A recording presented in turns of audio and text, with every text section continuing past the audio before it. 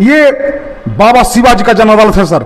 आप हमारे चैनल के माध्यम से पुलिस प्रशासन से या नवादा एसपी से या जो मगध रेंज के आईजी हैं विनय कुमार, उनसे क्या कहना चाहते हैं? बोलिए। हम कहना चाहते हैं कि बारसलीगंज थाना कांड संख्या 121/2018 के अपराधी जो हैं, जिन पर नॉन अवेलेबल सेक्शन में 4 साल से केस है और पेंडिंग है, और वो थाना में जाकर के बैठता है, जिसका हमने आरटीआई पूछा है, फुटेज मांगा है, लेकिन आज तक थाना प्रभारी नहीं दिया है, क्योंकि बात तो सत्य है। और वो अपराधी नॉन अवेलेबल सेक्शन में रहते हुए थाना में बैठता है, जबकि रोड पर एक थोड़ा सा गलती कोई पब्लिक करता है तो उसको थाना प्रभारी पकड़ करके उसको जेल भेज देता है, लेकिन उसी अंजनी सिंह को थाना में बैठाता है, जिसके चलते हमारे जैसे इंसान लोगों के जान पर खतरा है, और हम गाँव जाते हैं तो डरे रहते हैं।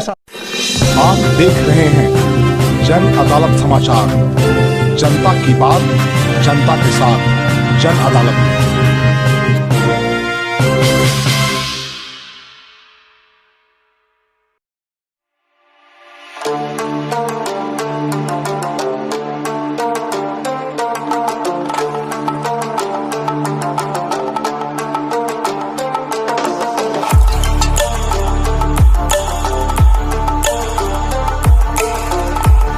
मैं इस वक्त भागलपुर, जो सिल्क सिटी है बिहार का, और नाथनगर और भागलपुर का जो मेन रोड है, वहीं पर अवस्थित है बीएन कॉलेज। और इस कॉलेज के बीएन कॉलेज के हेड ऑफ डिपार्टमेंट है केमिस्ट्री के प्रोफेसर बलराम सिंह। और ये नवादा वारसलीगंज जो प्रखंड है, नवादा का बहुचर्चित प्रखंड है, बाहुबलियों का प्रखंड रहा है।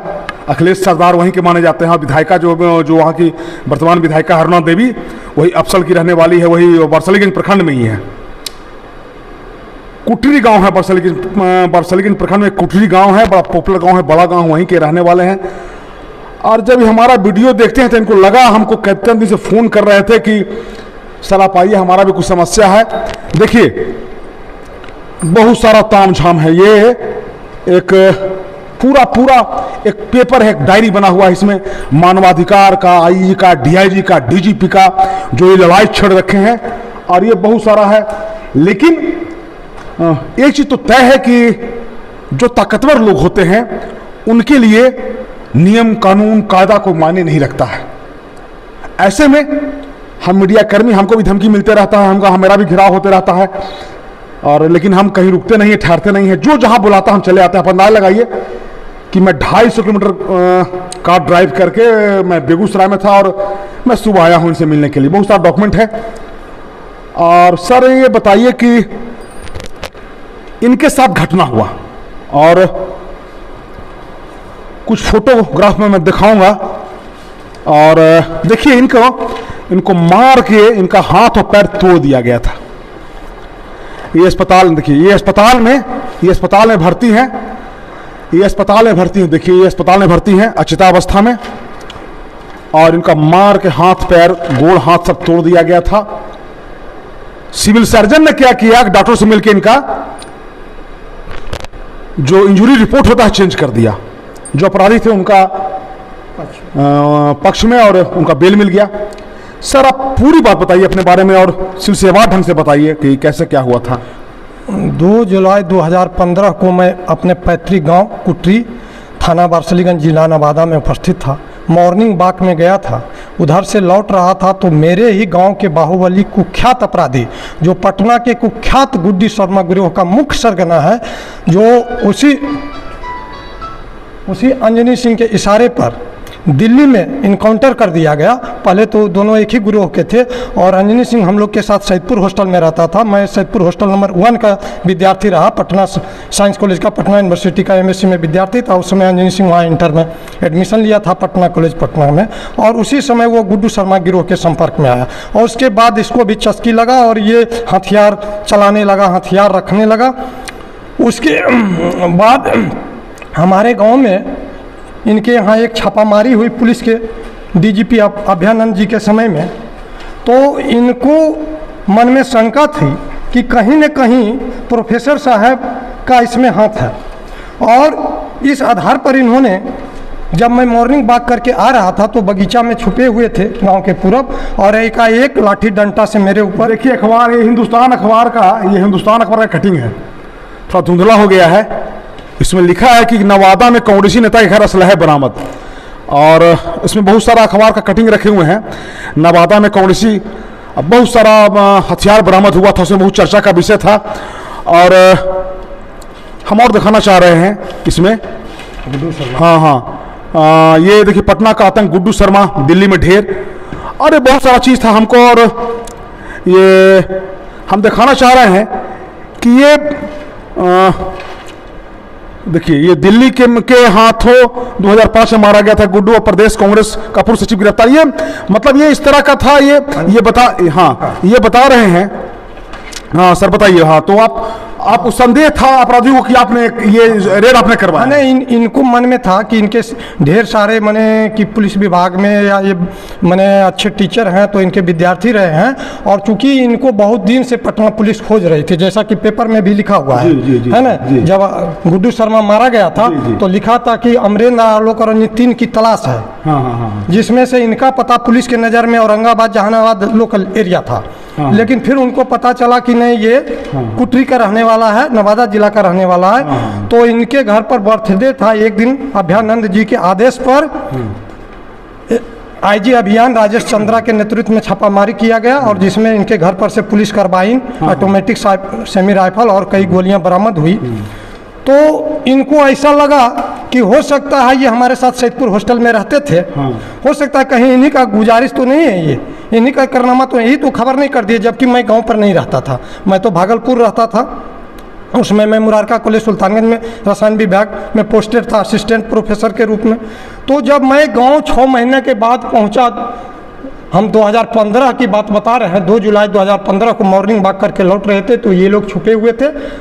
अंजनी सिंह, पंकज पाठक और मधुरन सिंह, इन तीनों ने हमारे ऊपर जानलेवा हमला किया, मार करके फेंक दिया हमको। ग्रामीण जब देखे और कुछ लोग, पुलिस में बच्चा दौड़ने के लिए जा रहा था तो यही टांग करके हमको घर लाया, वहाँ से हमको थाना ले गया। थाना के अधिकारी ने हमको हॉस्पिटल इलाज के लिए भेजा। प्राथमिक स्वास्थ्य केंद्र बारसलीगंज में 2 जुलाई 2015 को ही डॉक्टर धनंजय कुमार के द्वारा मेरा इलाज किया गया, और जख्म की गंभीरता को देखते हुए, मेरे इंजरी की गंभीरता को देखते हुए नवादा रेफर कर दिया गया, सदर हॉस्पिटल नवादा। वहाँ डॉक्टर संजीत कुमार के द्वारा मेरा इलाज कराया गया, एक्सरे कराया गया, और उसके बाद वहाँ भी सुई गोली दे करके इंजेक्शन हमको ऑर्थोपेडिक सर्जन को रेफर कर दिया गया। तो मेरे परिवार वालों ने पटना के विख्यात orthopaedic surgeon doctor RN Singh के हॉस्पिटल में राजेंद्र नगर में भर्ती किए। 4 जुलाई 2015 को मेरे बॉडी में ऑपरेशन हुआ, मल्टी सर्जरी हुआ। उसके बाद इधर डॉक्टर से अंजनी सिंह मिली भगत करके और पैरवी कर करके क्या किया कि 2 जुलाई को ही मेरा इंजरी रिपोर्ट निकलवा दिया, और उसमें निकलवा दिया कि नो बोन इंजरी, इनके शरीर में कोई भी बोन इंजरी नहीं है, और उसको थाना भेजवा दिया डॉक्टर के द्वारा, और थाना से कागज कोर्ट चला गया, और इसी के आधार पर उनको बेल मिल गया। जब मैं स्वस्थ हुआ, लगभग 1 साल के बाद चलने लायक हो गया, तो 2016 में हम कागज कोर्ट से निकलवाए, तो देखते हैं कि कोई बोन इंजरी नहीं है। देखिए इसमें दिया गया है कि कोई बोन इंजरी नहीं है, पकड़िए सर इसको, वो बोन इंजरी नहीं है। लेकिन जब ये Anoop institute of orthopaedics and rehabilitation में गए, तो ये गंभीर चोट का जो है ग्रीवियस इंजरी बताया गया, पूरा एकदम इनका दिया गया है कहाँ कहाँ टूटा है, कैसे कैसे टूटा है। और एक चीज़ और ये बता रहे थे, देखिए हम फोटो देख रहे हैं, बाद में मानवा, देखिए ये जो सुपरविजन करने वाले डीएसपी साहब हैं, उनके साथ अपराधी खड़ा है वहाँ पर। बाद में इन पर कार्रवाई, गुप्तेश्वर पांडे जब डीजीपी थे उन्होंने कार्रवाई किया और उनको हटाया गया। तो ऐसे बहुत सारा चीज़ है, और हम चाहेंगे कि चूंकि कम समय में सर बताइए, और किस तरह का, देखिए एक मानवाधिकार का एक रिपोर्ट दिखा रहे थे। देखिए मानवाधिकार, हमको नहीं लगता है कि मानवाधिकार जैसी कोई चीज संस्था इस देश में है, और अगर है तो बिहार में कोई वजूद उसका नहीं है।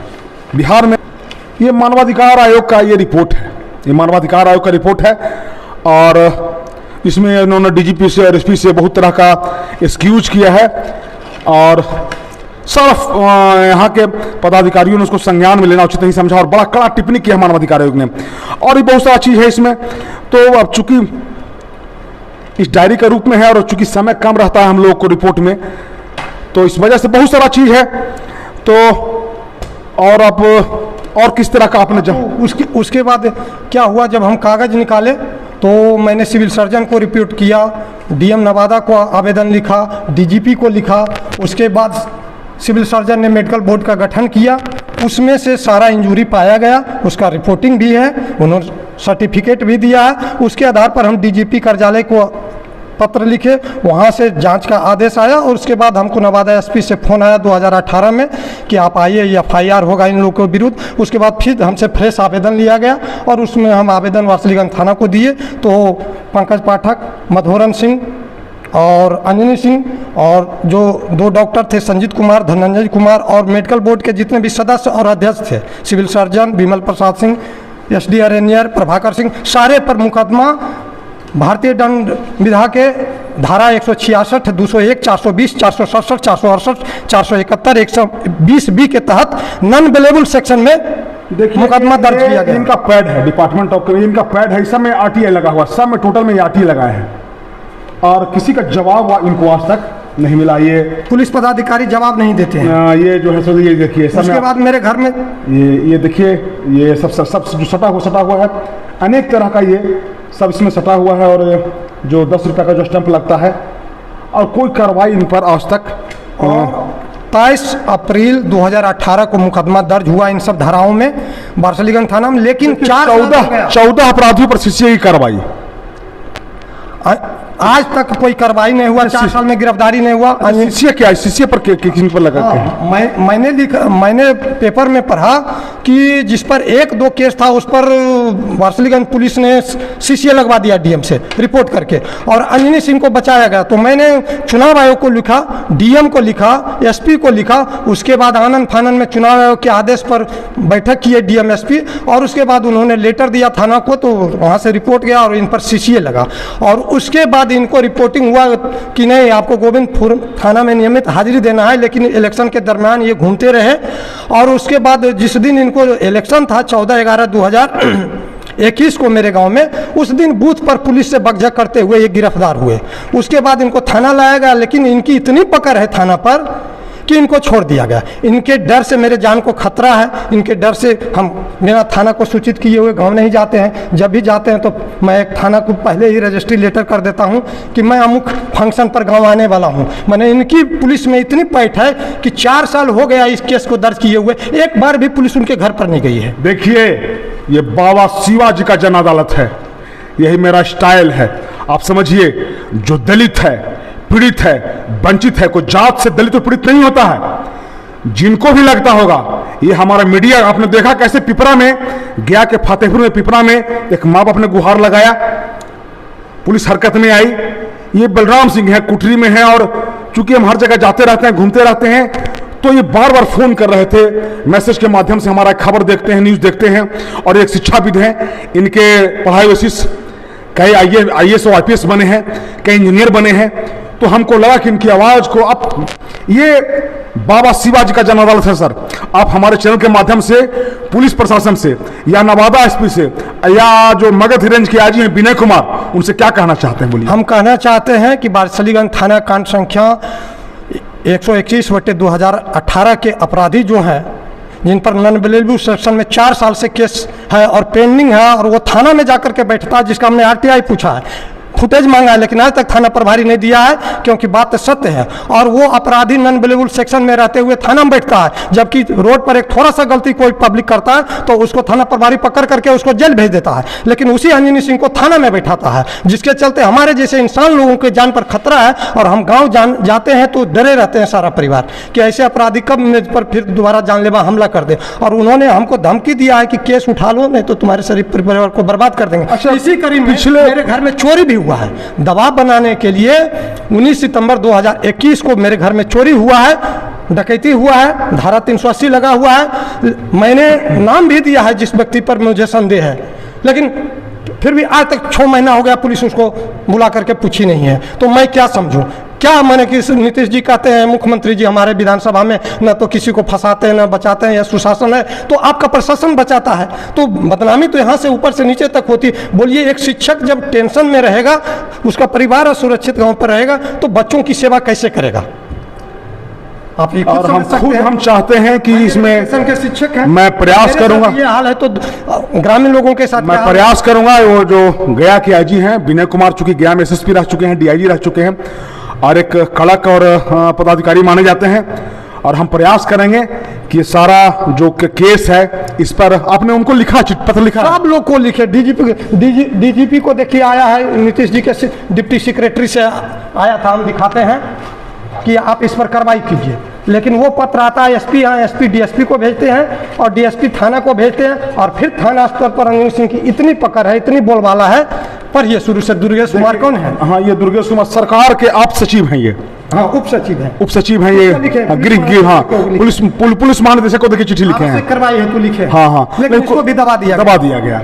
मेरी चलिए आपने अगर जो आईजी साहब को दिया है हमको आप उपलब्ध कराइए। इस पत्र के आलोक में आईजी विनय कुमार से जानने का प्रयास करूंगा कि उनका क्या दिशा निर्देश है, और जो ऐसे लोग हैं जो सिविलियन हैं जो अपना घर जाना चाहते हैं या जिनको दहशत है गुंडों से, अपराधियों से, ऐसे लोगों पर पुलिस प्रशासन क्या कार्रवाई करती है। पुलिस अधीक्षक नवादा को हम आरटीआई में पूछे हैं कि जब गिरफ्तार हुआ अंजनी सिंह को थाना ले जाया गया, पुलिस आपकी पकड़ के खदेड़ करके उसको पकड़ी, जबकि उसको गोविंदपुर थाना में सरेंडर रहना था डीएम के आदेश से, तो थाना बारसलीगंज थाना में उसको बंद किया गया, फिर 10 बजे रात में छोड़ दिया गया। किसके आदेश से छोड़ दिया गया? उस पर मुकदमा क्यों नहीं दर्ज हुआ? तो ऐसे अपराधी का मनोबल बढ़ेगा? ऐसे पुलिसकर्मी पर कार्रवाई क्यों नहीं? क्यों नहीं? देखिए ना, पुलिस अधीक्षक नवादा से हमने पूछे हैं, उसके बाद इसी चीज को हम है, देखिए आरटीआई लगा, देखिए 10 रुपए का जो स्टैंप होता है ना, इसको जो ताकतवर लोग होता है उसको तिलंगी की तरह उड़ा देता है, ये तिलंगी की तरह लोग उड़ा दिया करते हैं। देखिए वारसलीगंज थाना दिया है कि सीसीए के तहत कार्रवाई किया गया, तो क्या कार्रवाई किया गया? देखिए, हाँ चलिए ये जवाब। और देखिए पुलिस महानिदेशक बिहार को भी हम इस चीज को लिखे थे कि आपकी पुलिस ने छोड़ दिया उसको, उस पर मुकदमा दर्ज नहीं किया। थाना में रहना चाहिए था इलेक्शन के दिन। इनका कहना है, वीडियो हमको दिखा रहा था कि जाके पुलिस को धमका रहा है बूथ पर, और पुलिस उसको छोड़ देती है। ये बिहार का सुशासन है। कैमरामैन संजय के साथ मैं बाबा शिवाजी, भागलपुर के बीएन कॉलेज से, जन अदालत न्यूज के लिए धन्यवाद।